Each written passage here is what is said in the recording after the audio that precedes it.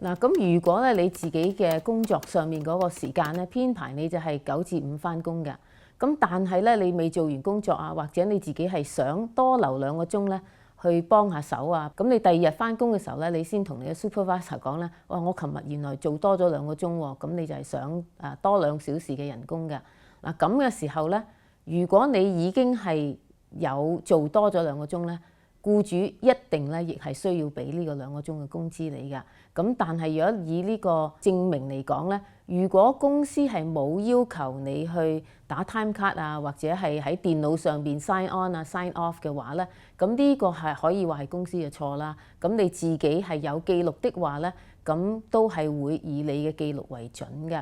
咁有一個 tips 俾大家嘅咧，就係如果咧你係經常咧都係有需要係做 overtime 嘅。咁而公司亦係有規例咧，話你係唔可以做 overtime 嘅時候咧，咁你最好就預先同你個 supervisor 咧就係問咗佢先，咁睇下佢係咪 approval 係話俾你可以做 overtime 咧，咁你先留低。若果唔係咧，佢話唔可以的話咧，咁你就要話定俾佢知咧，到時嘅時候咧，雖然你未做完啲工作咧，你都要離開㗎啦咁。